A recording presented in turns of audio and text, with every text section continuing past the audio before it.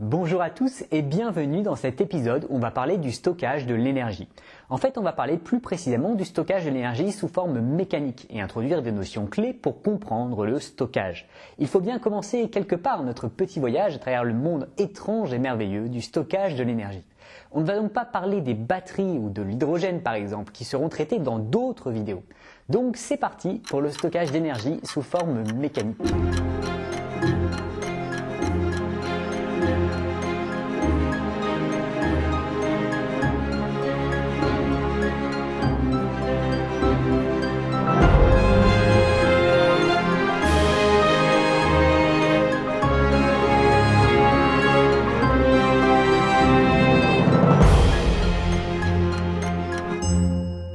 Je dois vous prévenir que mes vidéos sur le stockage vont aller moins en profondeur que celles sur l'éolien et le photovoltaïque par exemple, parce qu'il y a beaucoup de choses à comprendre et pas mal de technologies différentes. On doit d'abord comprendre ce qu'est le stockage. En fait, quand on utilise de l'énergie, il y a deux cas de figure. Soit on utilise directement un flux d'énergie, par exemple en utilisant le vent pour propulser un voilier ou pour faire tourner un moulin. Dans ce cas-là, le vent va directement mettre en mouvement le voilier ou la structure du moulin. Soit on convertit une énergie potentielle en une énergie directement utilisable. Dans ce cas-là, on utilise un stock d'énergie. Par exemple, quand j'appuie sur le bouton de ma lampe torche, l'énergie potentielle chimique contenue dans la pile est convertie en électricité pour produire de la lumière. Et cette énergie potentielle qui attend notre action pour être libérée peut prendre bien des formes.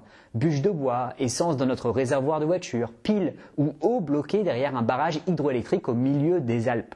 Tous ces exemples sont des exemples de stockage de l'énergie. En fait, on utilise beaucoup d'énergie stockée. Et oui, du carburant de nos transports aux batteries de nos téléphones en passant par le gaz de notre chauffe-eau, on fait très souvent appel à de l'énergie stockée. Ce sujet est extrêmement vaste, alors on va devoir l'attaquer par petits bouts. Dans cette vidéo, on va se concentrer sur le stockage sous forme d'énergie mécanique. Le premier exemple qui devrait vous venir à l'esprit, c'est celui des barrages, puisqu'on en a déjà parlé dans une vidéo.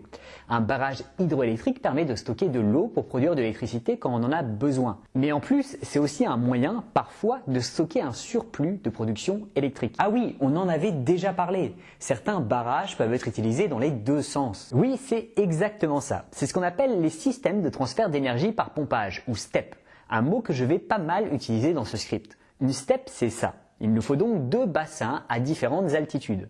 Quand on a trop d'électricité sur le réseau, on peut pomper l'eau dans le bassin supérieur. Et quand on a besoin de produire de l'électricité, on en produit exactement comme dans un barrage, en laissant l'eau mettre en mouvement un turbo alternateur. On ne va pas passer trop de temps là-dessus parce qu'on en a déjà parlé dans la vidéo sur l'hydroélectricité et je vous y renvoie si vous ne l'avez pas vu. Cette solution de stockage de l'électricité est la plus présente dans le monde. Elle représente 99% de la puissance installée. En fait, on parle toujours de batteries, de stockage révolutionnaire qui vont changer le monde, mais l'essentiel du stockage est fait par une technologie qui a peu évolué en plusieurs décennies. Et cette technologie a de très gros avantages. Elle permet de stocker de grandes quantités d'énergie. C'est une des technologies de stockage les moins coûteuses, même si l'investissement initial est très important. Les plus vieux barrages ayant un siècle, certains tablent sur des durées de vie de cet ordre de grandeur. Mais même si on ne prend que 75 ou 50 ans comme durée de vie, on est bien au-delà de beaucoup de systèmes de stockage.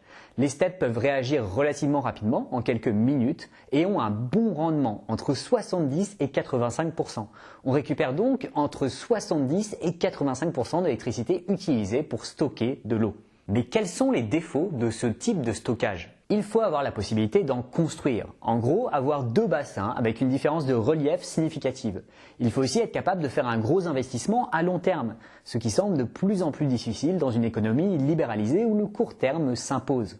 Autre défaut, la densité énergétique de ces systèmes est assez faible. Il faut donc compenser en déplaçant d'énormes quantités d'eau. Pour info, 1 mètre cube d'eau, donc 1000 litres à une altitude de 100 mètres, a une énergie potentielle de 0,272 kWh. Ok, donc là tu penses nous aider avec une quantification, mais personnellement je ne vois pas du tout ce que ça peut représenter. Si on prend un frigo A+, il va consommer annuellement autour de 200 kWh. Donc il faudrait plus de 740 000 litres d'eau s'écoulant sur 100 mètres pour le fonctionnement annuel de ce frigo. Et encore, là je t'épargne le rendement. Ce qui fait tout de même 2000 litres par jour, soit plus de 10 baignoires. Et comme l'idée de grimper 100 mètres avec 10 baignoires de 200 litres tous les jours, juste pour mon frigo me paraît assez pénible, je remercie sincèrement l'évaporation et les précipitations. Ok, donc là, effectivement, on se rend compte de la quantité énorme d'énergie qu'on utilise. Du coup, trouver des endroits où on peut coincer énormément d'eau avec une différence d'altitude significative n'est pas si facile. De plus, ce sont de grosses installations qui demandent de lourds investissements et peuvent avoir des conséquences écologiques, ne serait-ce que par la place qu'ils occupent. Enfin, dans des pays à peu près démocratiques, ce sont des travaux difficiles à mettre en place parce que ça implique d'importantes modifications du territoire et potentiellement d'inonder des villages entiers. En France, le cas du barrage de Sivens, abandonné en 2015, montre assez bien les difficultés que peuvent poser les projets de barrage. Et une fois qu'on a blindé nos montagnes de barrages, on est un peu coincé, non? Oui, mais il y a encore des possibilités de construire des steppes. Pas trop en France pour les plus gros modèles, mais dans le monde, l'Agence internationale de l'énergie prévoit une multiplication de 3 à 5 des capacités installées. Ce qui serait logique, parce que c'est un moyen de stockage complémentaire des énergies intermittentes que l'on voudrait davantage déployer à l'échelle mondiale pour diminuer notre dépendance aux ressources fossiles. Dans les steppes, on peut stocker une surproduction quand les conditions météorologiques sont favorables à la production éolienne et photovoltaïque, et la récupérer quand ce n'est plus le cas. Au-delà des grosses steppes, un intérêt se développe pour ce qu'on appelle des micro-steppes. Ce sont des structures plus petites, donc stockant moins d'énergie, mais provoquant également moins d'impact. Et il y a aussi beaucoup plus de sites disponibles pour des micro-steppes. Les steppes jouent un rôle important pour le réseau électrique à l'échelle nationale et européenne, mais les micro-steppes pourraient être intéressantes à l'échelle locale et permettre une intégration plus facile des énergies renouvelables intermittentes. Ce n'est pas encore beaucoup développé, mais il faut garder ça à l'œil. Pour les plus grosses steppes, il y a également des projets qui essayent de s'affranchir des contraintes topographiques. Et comment on s'affranchit des contraintes topographiques? Vu tous les avantages des steppes, on essaye d'en construire sans avoir de montagne. Et pour ça, il y a plusieurs techniques. Une des idées, c'est d'utiliser des trous existants, comme d'anciennes mines, pour pouvoir faire une steppe. En gros, on a une cavité sous le sol et on fait un bassin en surface. Quand on a l'électricité en trop, on pompe l'eau présente dans la cavité souterraine vers le bassin de surface et quand on veut récupérer cette électricité, on laisse s'écouler l'eau à travers des turbo-alternateurs vers le stockage souterrain. Il y a plusieurs projets de ce style envisagés sérieusement, mais à ma connaissance, pas encore en fonctionnement. Et du coup, on a une steppe sans montagne. C'est plutôt malin. D'autres projets envisagent d'en faire au bord de mer. S'il y a une falaise suffisamment haute, on peut faire un lac de retenue en haut de la falaise et se servir de la mer comme réservoir bas. Des contraintes s'ajoutent à cause de l'eau de mer plus corrosive, ce qui rend des projets plus chers. Mais c'est sérieusement envisagé et on sait faire. Une steppe marine a été en fonctionnement sur l'île japonaise d'Okinawa entre 1999 et 2016. Et quand on n'a ni montagne, ni mine, ni falaise, on peut encore faire quelque chose? Cela devient plus incertain, mais il serait envisageable de faire des digues en pleine mer pour pouvoir créer un réservoir plus bas que le niveau de la mer environnant. On aurait donc une steppe en forme d'atoll artificiel. Évidemment, ce sera un projet bien plus cher et complexe. Construire des digues en mer, c'est du gros chantier. Enfin, on pourrait très bien creuser un gros trou n'importe où sur Terre et utiliser les remblais pour faire une colline à côté. Si on met un lac en haut de la colline et qu'on remplit le trou d'eau, on a une steppe. Bon, là les travaux deviennent colossaux et on utilise du territoire qui pourrait servir à autre chose. Donc ça devient un peu plus gênant. Mais attends, ce dont tu parles là, c'est un peu démesuré, non? Certains proposent encore mieux dans la démesure. On pourrait construire 2 grandes digues entre la France et le Royaume-Uni. Une entre Calais et Douvres et l'autre entre Cherbourg et Portsmouth. La Manche servirait de réservoir aval de stockage et la capacité de stockage serait assez importante. Évidemment, il faudrait des écluses de grosse capacité pour ne pas trop perturber le trafic maritime. Et les conséquences écologiques d'un chantier au gigantisme probablement inégalé de toute l'histoire de l'humanité seraient assez importantes. Tu es en train de dire qu'on peut transformer la Manche en steppe? Eh bien, moi qui croyais être sur une chaîne sérieuse, là, c'est chaud, hein? Tu crois vraiment que ça peut être pertinent comme projet? Ok, je crois qu'il faut qu'on ait une conversation difficile sur le stockage. Ok, est-ce que je dois commencer à m'inquiéter? Comment tu juges qu'un moyen de stockage est pertinent? Il faut que ce soit un système qui puisse stocker de l'énergie. Effectivement, mais on ne va pas construire une steppe sur chaque voiture électrique. Ok, donc un moyen de stockage doit répondre à une problématique précise. Oui, on va parler du stockage en général pendant quelques vidéos pour comprendre les grands principes. Mais il faut bien voir que c'est une boîte à outils dans laquelle on vient piocher en fonction des besoins.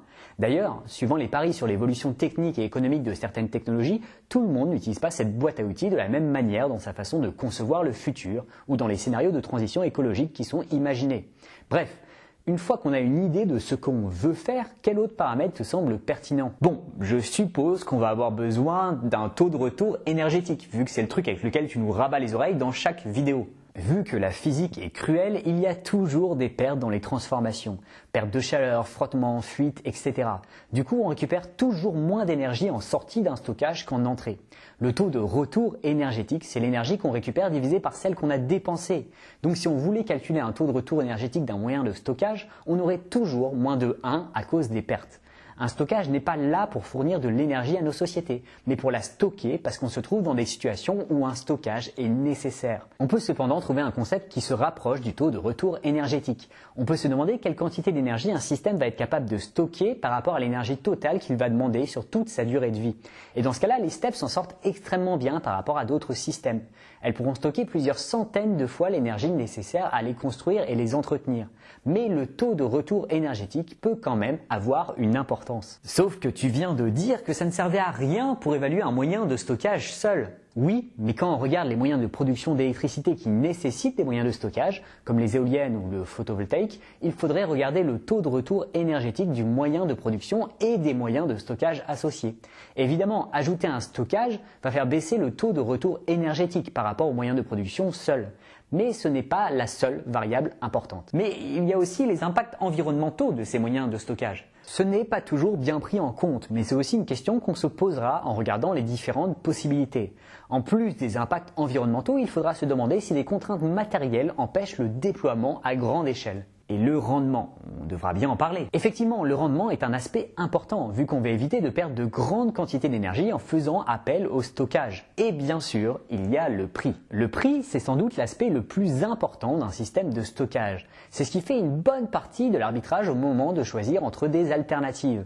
Mais le prix d'un système de stockage n'est pas une question si évidente que ça. Et pourquoi ce n'est pas évident? Pour un moyen de production comme une centrale nucléaire ou une éolienne, tu peux avoir une idée de la quantité d'électricité qui sera produite sur la durée de vie. Et en divisant tous les coûts par cette quantité, tu peux te faire une idée des coûts par kilowattheure de ce moyen de production.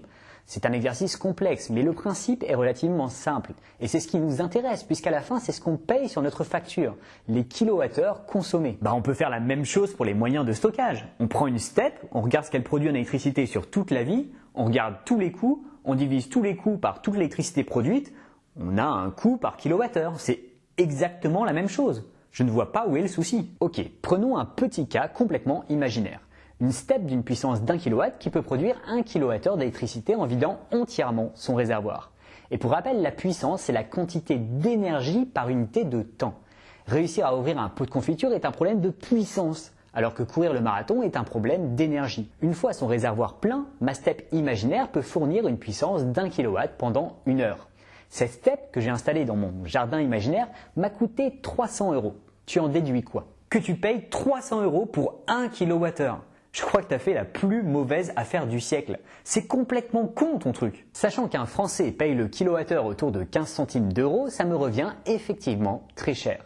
Mais je n'ai pas dit mon dernier mot. En fait, je charge et je décharge ma step tous les jours. Et je parie qu'elle va tenir 50 ans. Sur 50 ans, je vais donc faire plus de 18 000 cycles. Tu en déduis quoi? Comme je suis un génie du calcul mental, j'en déduis que tu payes moins de 1,7 centime ton kilowattheure. Et là, tu as fait une bonne affaire. En fait, pour qu'un moyen de stockage soit rentable, il faut l'utiliser. Mais là, tu oublies un aspect fondamental. Il y a des coûts de fonctionnement qu'il faut également prendre en compte. Et surtout, il faut acheter l'électricité, vu que ma step stocke de l'électricité pour la rendre. Dans mon exemple, je remplis ma step imaginaire la nuit en achetant l'électricité sur le réseau quand elle n'est pas chère parce que les besoins sont plus faibles. Et je décharge ma step la journée en revendant l'électricité sur le réseau quand elle est plus chère. Si on suppose un rendement de 80%, il faut que j'achète 1,25 kWh pour en revendre 1, puisqu'il y a malheureusement des pertes. Si le prix la nuit est plus bas que la journée, ma step peut me rapporter de l'argent. Pour ça, il faut que la différence soit suffisante pour compenser les pertes dues au rendement de 80%, les coûts fixes répartis sur la durée de vie et les coûts variables liés à l'utilisation, à l'entretien, etc. Et ce que je viens de décrire ici, c'est le modèle économique des steppes. Acheter l'électricité quand elle n'est pas chère pour la vendre quand elle l'est plus. Pendant longtemps, c'était une variation jour-nuit, mais ça peut changer avec les énergies renouvelables intermittentes comme le solaire ou l'éolien. Du coup, ça pose deux questions. D'abord, comment on estime le coût du stockage? On peut donner les coûts initiaux en puissance quand c'est ce qui nous intéresse. On aura donc un coût par kilowatt installé. On peut aussi donner des coûts initiaux en kilowattheures pouvant être stockés dans le cas où l'énergie fournie par le système est la variable qui nous intéresse. Mais il ne faut pas comparer ça avec le prix de l'électricité. Pour comparer avec le prix de l'électricité, il faut faire pas mal d'hypothèses en plus, notamment sur la façon dont on utilisera ce stockage. Du coup, ça m'amène à une seconde question. Quelle est l'utilité d'un stockage? Est-ce que ça doit être rentable en soi? En fait, il y a plusieurs usages à un stockage et c'est un point très important. L'usage des steppes, c'est le stockage massif de l'électricité sur du long terme. C'est le stockage auquel on pense naturellement. Avant l'arrivée des énergies intermittentes, les steppes stockaient la nuit l'électricité produite par des centrales nucléaires ou des centrales au charbon qu'on laissait tourner pour des raisons économiques. Elles permettaient donc de ne pas perdre une partie de la production nocturne et de rendre cette production la journée au moment des pics de demande et donc d'éviter la construction de centrales supplémentaires qui n'auraient été utilisées que pour ces pics de demande. Si elles sont rentables, leur rentabilité économique est donc une conséquence directe de leur utilité pour le réseau électrique. Mais un stockage peut ne pas être rentable en soi s'il rend des services indispensables au réseau électrique. En fait, le stockage est souvent un coût supplémentaire nécessaire. Et dans le coût qu'on paye sur notre facture d'électricité, on paye la production de l'électricité, mais aussi son transport et des moyens de stockage qui rendent des services indispensables au réseau électrique. Pour les autres services qu'on attend du stockage, on va en parler un peu plus loin. On va maintenant utiliser ce qu'on vient de développer pour reparler des steppes. Ok, retournons voir les steppes avec ce qu'on a appris ici. On l'a dit, une steppe est un moyen de stockage avec un bon rendement qui a une très bonne durée de vie. Les steppes demandent de grandes quantités de matériaux, mais des matériaux communs. Si on regarde la steppe de Grand Maison, la plus grande de France, on voit qu'il a fallu de grandes quantités de roches qui ont été extraites dans le voisinage du barrage. La possibilité de construire des steppes se heurte à des limites topographiques. Pour dépasser ces limites, il n'est pas impossible d'en construire au milieu de nulle part, mais le coût est plus élevé. Donc plus difficile pour des contraintes économiques, coûts qui reflètent en partie des contraintes physiques et énergétiques. Des steppes marines vont probablement se développer dans des endroits où il y a besoin de stockage parce qu'on sait faire, et même si on fait encore peu de ces systèmes et qu'ils sont chers. Sur le plan écologique, ces steppes marines présentent également des soucis supplémentaires. En particulier, il faut bien imperméabiliser le bassin supérieur pour ne pas contaminer les terres alentours et les nappes phréatiques avec de l'eau salée. Pour des solutions entièrement en mer, donc un bassin entouré de digues, le coût est encore plus élevé puisqu'il faut construire les digues.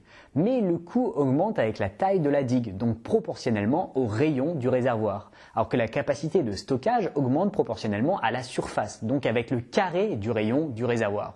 Du coup, si tu fais grandir la taille, ça finit forcément par être rentable si les besoins sont là. Si les besoins sont là, parce qu'un moyen de stockage géant qui n'est jamais utilisé ne sera évidemment jamais rentable. Le cas extrême et un peu loufoque étant celui de faire une énorme steppe dans la Manche. Et là, ça veut dire des travaux pharaoniques. Et ça paraît très peu probable. Mais on a peu d'éléments sur des moyens de stockage qui n'existent pas encore. Et ça va être un problème de ce sujet. Je peux parler de ce qui existe physiquement, mais juger des propositions est beaucoup plus difficile. Surtout que la pertinence des propositions dépend aussi des hypothèses qu'on fait sur les besoins. Et aujourd'hui, avec ces steppes, on en est où? Tu as raison, c'est important d'avoir des ordres de grandeur. En France, on a 5 gigawatts de puissance installée en steppe, soit l'équivalent en puissance, et pas en production d'électricité, l'équivalent en puissance d'un peu plus de 3 fois le PR ou de 2000 éoliennes terrestres. J'ai essayé de calculer la quantité totale que ces steppes peuvent stocker et on est probablement autour de 170 gigawattheures. Ça veut dire qu'en remplissant toutes les steppes au maximum, on a moins d'un millième de la production électrique française annuelle. La majorité des steppes peuvent fonctionner à puissance maximale entre quelques heures et une journée avant d'être entièrement vides.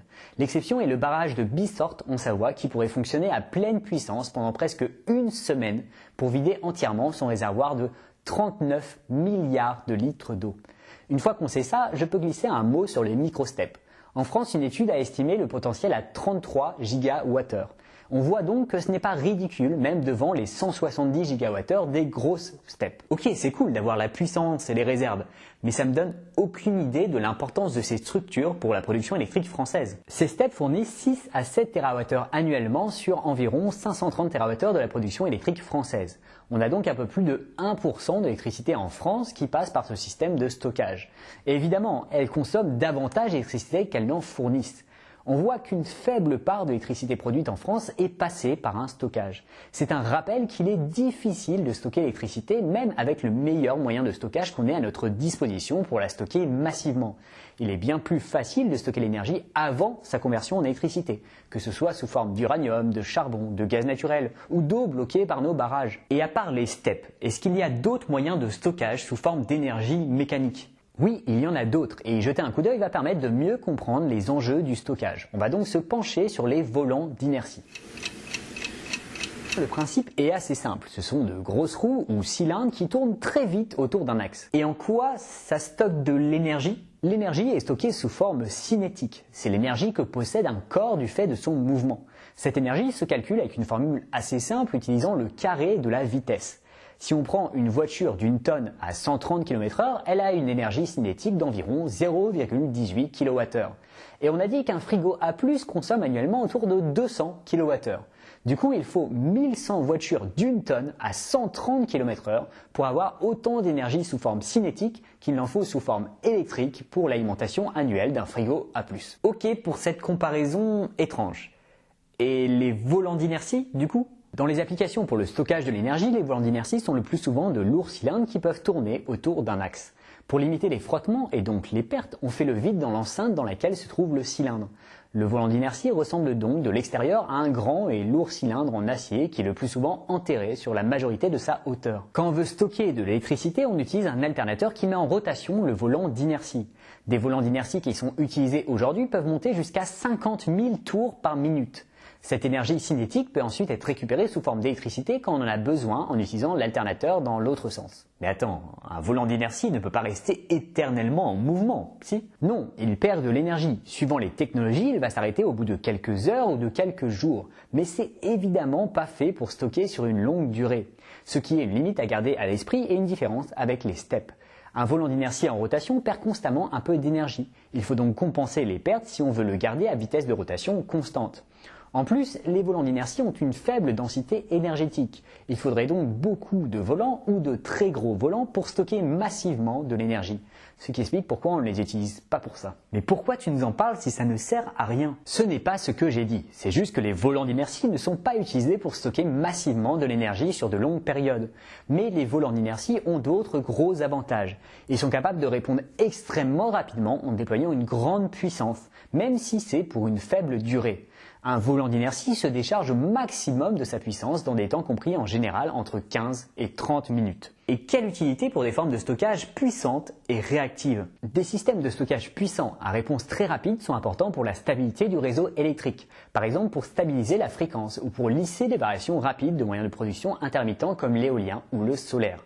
Si une partie de l'électricité produite par une installation de panneaux photovoltaïques est stockée dans des volants à inertie, ceux-ci peuvent rendre très rapidement une partie de l'énergie stockée quand un nuage passe et permettent donc d'assurer une production électrique plus stable. L'application majeure des volants d'inertie quand on touche à la production électrique, c'est du lissage de production ou de la stabilisation de fréquence.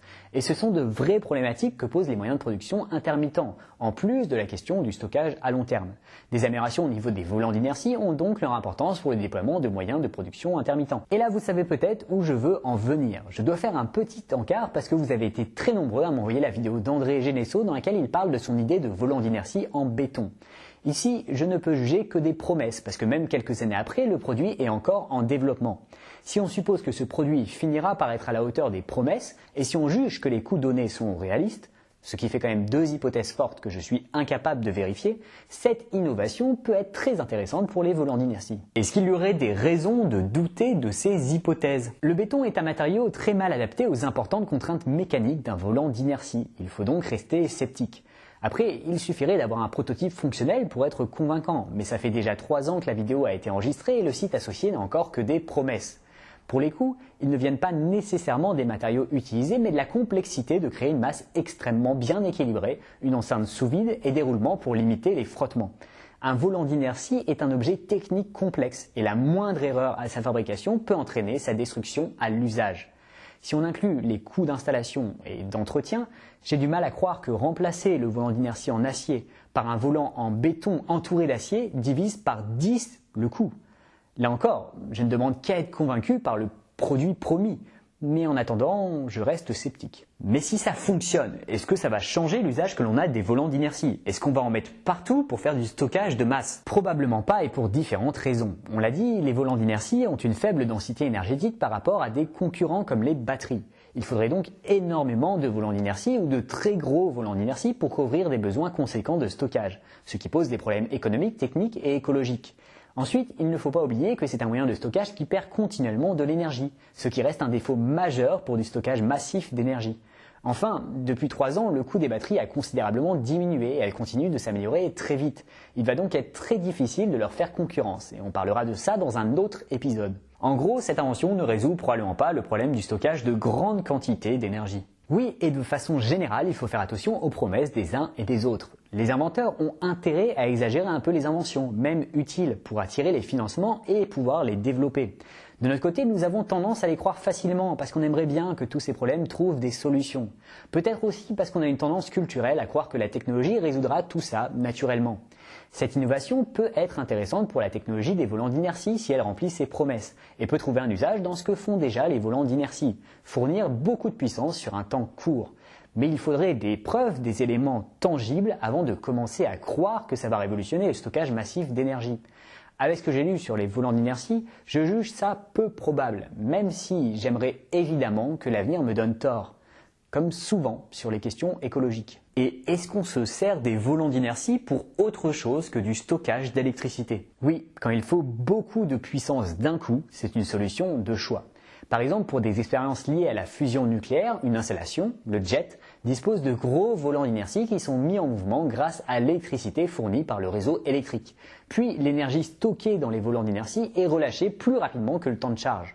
Ces volants d'inertie permettent donc d'atteindre des puissances bien plus importantes que ce que pourrait fournir le réseau, des puissances nécessaires pour les expériences sur la fusion. Des volants d'inertie permettent aussi d'éviter de courtes coupures de courant sur des installations stratégiques. Dans le cas de coupures prolongées, ils permettent de gérer la bascule vers d'autres systèmes de production d'électricité. Des volants d'inertie peuvent par exemple permettre de maintenir un réseau électrique dans une installation clé, comme un hôpital ou un centre de données, en attendant qu'un générateur de secours, au diesel par exemple, démarre. En fait, pour ces applications sur le réseau électrique, un volant d'inertie est plus en concurrence avec les batteries, dont on parlera dans une autre vidéo, qu'avec les steps. Et est-ce qu'il y a des applications qui n'ont aucun rapport avec le réseau électrique? Oui, on peut l'utiliser pour la mobilité par exemple. À Rennes, un volant d'inertie d'une masse de 2,5 tonnes est mis en mouvement au freinage des rames de métro et l'énergie stockée est restituée quand la rame repart. Cette installation permet d'économiser 250 000 kWh par an, soit une dizaine de jours de fonctionnement pour ce métro. Sans cette récupération, l'énergie serait perdue sous forme de chaleur au freinage. On ne va pas faire toutes les applications possibles parce qu'elles sont nombreuses, mais c'est pour ce type d'installation que le volant d'inertie est le plus avantageux, parce qu'il faut stocker cette énergie peu de temps, mais être capable de réagir rapidement et d'absorber et fournir beaucoup de puissance. Et est-ce que c'est mieux que des batteries pour ce type d'usage? Sur le plan économique, ils ne sont pas forcément compétitifs. Mais l'avantage du volant d'inertie par rapport aux batteries, c'est qu'il peut faire beaucoup plus de cycles et a donc une bien meilleure durée de vie. Certaines installations électriques pour des centres de données par exemple utilisent les deux. Les volants d'inertie sont là pour les interruptions les plus courtes et les batteries ne prennent le relais qu'en cas de panne plus longue. Dans ce cas, les volants d'inertie permettent d'augmenter la durée de vie des batteries en limitant leur utilisation. Les volants d'inertie utilisent aussi des matériaux bien plus communs et avec moins d'impact écologique que des batteries. Si on ajoute la plus grande durée de vie, les volants d'inertie sont l'une des solutions de stockage les plus écologiques. C'est également une technologie éprouvée et donc fiable. Si la majorité des volants d'inertie se déchargent en moins d'1 heure, est-ce qu'on peut vraiment parler de stockage d'énergie? Physiquement, oui, même si c'est pour du court terme. Les différents moyens de production sont comme une grosse boîte à outils et suivant les problèmes auxquels on veut répondre, on utilise différentes technologies. Ici, on a un peu vu les deux extrêmes. D'un côté, les steps qui permettent le stockage d'électricité en grande quantité sur de longues échelles de temps, mais sont relativement lentes et demandent d'importants investissements. Et de l'autre côté, les volants d'inertie qui sont extrêmement rapides et puissants, mais incapables de stocker de grandes quantités d'énergie. C'est une des premières distinctions très importantes quand on parle de moyens de stockage. D'un côté, l'énergie stockée et de l'autre, la puissance que le système est capable de fournir. Pour le réseau électrique et sa stabilité, la vitesse de réaction est également un paramètre qu'il faut garder à l'esprit. Et est-ce qu'il y a d'autres technologies de stockage d'énergie sous forme mécanique? Une autre technologie bien connue est le stockage sous forme d'air comprimé. Comme dans des pistolets à air comprimé? Eh oui, dans ce cas-là, ton réservoir d'air comprimé est un stock d'énergie que tu utilises pour propulser un projectile à chaque fois que tu appuies sur la gâchette. L'utilisation de l'air comprimé est énorme. En Europe, 10% de toute l'électricité utilisée par l'industrie sert à produire de l'air comprimé, donc à stocker de l'énergie sous forme d'air comprimé. On fait ça avec des compresseurs électriques qui permettent d'atteindre des pressions de 100 à 300 bars. Je ne savais pas que c'était autant utilisé dans l'industrie. Vu les quantités, on doit aller au-delà des bouteilles de plongée. On s'en sert pour faire fonctionner un paquet de machines, de la fraise de dentiste aux foreuses et meuleuses pneumatiques, en passant par les marteaux burineurs, les agrafeuses, les cloueuses, les tournevis ou les marteaux pneumatiques. On utilise l'air comprimé pour nettoyer, poser des rivets, scier ou polir. On peut aussi utiliser l'air comprimé comme énergie motrice, notamment dans certaines mines où l'usage d'électricité ou de ressources fossiles pose de gros risques d'explosion. Bref, on utilise énormément l'air comprimé, plus qu'on pourrait le penser et pour plein d'utilisations différentes. Et pourquoi c'est si populaire? Parce que ce n'est pas très cher, c'est propre, c'est robuste, il n'y a aucune émission polluante à l'usage, c'est utilisable en milieu explosif, etc. Les avantages sont nombreux. Parmi les défauts, le plus important est le faible rendement de ce moyen de stockage. Vu les contraintes techniques importantes pour réussir à tenir des pressions élevées, les réservoirs dans lesquels se fait cette compression ne sont pas capables de stocker la chaleur. Or, quand on comprime un gaz, il chauffe. Et cette chaleur, c'est de l'énergie perdue. On perd environ la moitié de l'énergie au moment de la conversion entre électricité et air comprimé. La moitié! Mais les pertes sont énormes! Et encore, je parle de cas où c'est optimisé parce que je parle d'une application particulière, le stockage d'électricité par air comprimé. Dans ce cas, on stocke un surplus de production électrique sous forme d'air comprimé qu'on utilise pour produire de l'électricité quand on en a besoin. Dans ce cas, le rendement total est autour de 50%. Il faut stocker 2 kWh d'électricité pour en récupérer 1. Pour les compressions dans l'industrie, le rendement est probablement encore moins bon. L'air comprimé a des avantages incontestables, mais on perd pas mal d'énergie par rapport à un usage direct d'électricité quand celui-ci est possible. Mais pour le stockage de l'électricité avec des pertes de 50%, c'est un peu mort, non? Pas forcément parce que c'est une technologie qui s'améliore. L'idée serait de stocker la chaleur provoquée à la compression séparément de l'air comprimé pour pouvoir la récupérer au déstockage. Avec ce type de système, on peut faire monter le rendement à 70%. Si on arrivait à faire des systèmes de stockage isothermes, dans lesquels la chaleur est extraite et stockée au fur et à mesure de la compression, on pourrait encore accroître l'efficacité de ce type de stockage.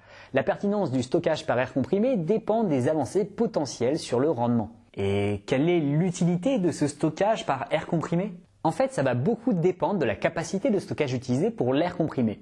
La plus grosse installation a été installée aux États-Unis en 1991. Oui, là encore, c'est une technologie relativement ancienne. Cette installation stocke l'air comprimé dans une cavité géologique de 538 000 m3.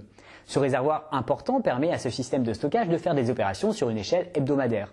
On se situe donc plus proche des steppes que des volants d'inertie dans l'usage. Mais trouver ce type de réservoir est une contrainte géologique importante. Des systèmes de stockage par air comprimé existent aussi dans des réservoirs en acier que l'on enterre. Dans ce cas, le volume est évidemment bien plus faible et on a d'autres utilisations comme le lissage de moyens de production électrique intermittents. En même temps, si la plus grosse installation date de 91, ça ne doit pas être un moyen de stockage très répandu. Effectivement, c'est une possibilité de stockage très peu utilisée. Cela peut changer dans les années à venir parce que nos besoins en termes de stockage sont plus élevés et différents qu'à l'époque avec le déploiement de moyens de production intermittents. Mais le stockage par air comprimé souffre de son rendement faible. Il n'arrive pas à faire le poids face à la concurrence qu'on parle de batteries dont le prix ne cesse de chuter ou de turbines au gaz naturel qui sont souvent utilisées en parallèle des moyens de production intermittents. La dynamique est donc mal engagée pour un moyen de stockage qui dépendrait d'importants développements technologiques pour avoir une chance de se déployer. Cette technologie a été longtemps pressentie comme prometteuse, mais n'a jamais réussi à décoller. Bon, est-ce qu'on a fait le tour des moyens de stockage mécaniques? On a parlé des 3 principales technologies qu'on retrouve sous cette étiquette, les steppes, les volants d'inertie et le stockage par air comprimé. Mais on pourrait imaginer beaucoup de moyens de stockage utilisant l'énergie mécanique. Certains ne s'en privent pas pour vendre du rêve. C'est assez difficile de se faire une opinion vu les nombreuses propositions, même si certaines pourraient peut-être rapidement se retrouver sur le marché. Ok, un petit exemple rapide. À l'échelle pilote, il y a par exemple l'idée de mettre des sphères en béton remplies d'air au fond de la mer. Quand on veut de l'électricité, on laisse l'eau entrer dans la sphère, qui produit de l'électricité en faisant tourner un turbo-alternateur. Quand on a un surplus d'électricité, on fait tourner la turbine dans l'autre sens pour chasser l'eau. Ces sphères seraient situées jusqu'à 700 mètres de profondeur. La force qu'on utilise ici est donc le poids de la colonne d'eau au-dessus des sphères, mais le principe se rapproche des steppes. Ce stockage a plus d'intérêt s'il est assez proche des moyens de production d'électricité pour éviter les pertes en ligne, et pourrait donc être un atout pour les parcs éoliens offshore par exemple. Bon, je dis pourrait parce qu'on en est encore à des expériences pilotes. En fait, pour le stockage, il y a vraiment plein de trucs différents. Et oui, et il y a aussi de très nombreuses propositions qui sont difficiles à juger sans que ça prenne pas mal de temps. Surtout que beaucoup d'idées ne disposent pas d'expérience pour démontrer physiquement leur intérêt. Certains proposent par exemple d'avoir des dispositifs au milieu de l'océan capables de maintenir de grandes masses de béton. En cas de surplus d'énergie, on fait remonter les masses vers la surface et on les laisse retomber vers le fond de l'océan quand on veut récupérer de l'énergie. Dans ce cas, l'acheminement de l'électricité, la corrosion du milieu marin et la complexité d'un système de cette taille sont des freins. À plus petite échelle, on pourrait faire des rails inclinés et faire monter un train quand on a trop d'énergie pour le faire redescendre quand on veut en récupérer. En fait, des systèmes qui stockent de l'énergie sous forme gravitaire, sous forme mécanique, peuvent être inventés par tout le monde. La pertinence d'une telle invention dépend de caractéristiques techniques et économiques qui demandent pas mal de temps à examiner et dépend également des hypothèses qu'on fait sur les besoins de moyens de stockage. Il faut se rendre compte qu'on parle d'enjeux importants avec d'énormes potentiels économiques. Si une solution miracle apparaissait du jour au lendemain, ce serait une telle opportunité économique qu'elle serait rapidement mise en pratique. Si on vous parle de solutions miracles qui n'existent pas, c'est sans doute qu'il y a des raisons, même si ce n'est pas toujours facile de les comprendre. Après, des solutions de petite échelle sont plus faciles à expérimenter, démontrer et déployer que des propositions pharaoniques, comme transformer la Manche en steppe. On commence à déblayer le sujet du stockage. On a donc appris pas mal de choses en commençant par l'existence de besoins très différents. Pour le stockage d'électricité, on peut avoir besoin de stocker de grandes quantités d'énergie sur des durées assez longues pour pallier l'intermittence de moyens de production ou reporter une surproduction nocturne de l'électricité vers les pics de demande en journée. Ce rôle peut être rempli par les steppes et théoriquement par du stockage à air comprimé, mais il est très peu déployé aujourd'hui. Mais on a aussi besoin de moyens de stockage capables de réagir très rapidement et de fournir une grosse puissance pendant une faible durée pour réguler la fréquence sur le réseau électrique, permettre à des générateurs de secours de démarrer, lisser la production du renouvelable intermittent ou protéger les installations clés de courtes interruptions d'alimentation. Les volants d'inertie sont des candidats intéressants pour ces besoins. On peut présenter tout ça sur une slide. Sur un axe, on voit le temps de décharge et sur l'autre la puissance. On place les moyens de stockage dont on a parlé aujourd'hui et on complétera tout ça petit à petit. Il est important de comprendre les différents besoins de stockage parce qu'un moyen de stockage vient répondre à une problématique précise et que son coût dépend de l'utilisation qu'on en fait. Il faut également garder à l'esprit qu'on n'a recours au stockage que lorsqu'il est nécessaire et que c'est un coût supplémentaire qui se répercute ultimement sur le consommateur. C'est également un coût écologique qui s'ajoute aux moyens de production qu'il vient supporter. Dans cette vidéo, on s'est concentré sur le stockage par énergie mécanique. On a vu que les steppes sont le moyen de stockage le plus répandu et de très loin, et que la capacité installée va continuer d'augmenter mondialement dans les années à venir. C'est une technologie fiable qui dispose d'un bon rendement avec des installations qui ont une longue durée de vie. Du fait de ces nombreux avantages, il y a des projets pour adapter le principe des steppes et les sortir des montagnes.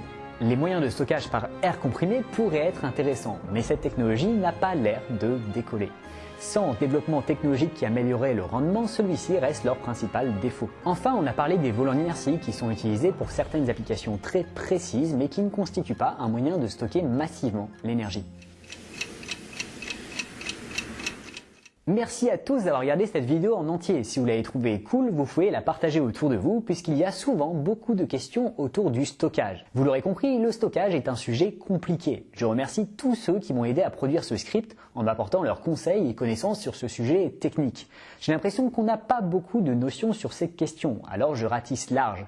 Mais si vous trouvez qu'il y a des choses inutiles ou manquantes, signalez-le moi et j'essaierai d'adapter le contenu en conséquence. Je pense que dans la prochaine vidéo, je parlerai du stockage dans les batteries. Je remercie sincèrement tous ceux qui me soutiennent financièrement sur Tipeee et sur Utip. C'est grâce à vous que je peux continuer de faire ce que je fais. C'était le Réveilleur et à bientôt sur le net.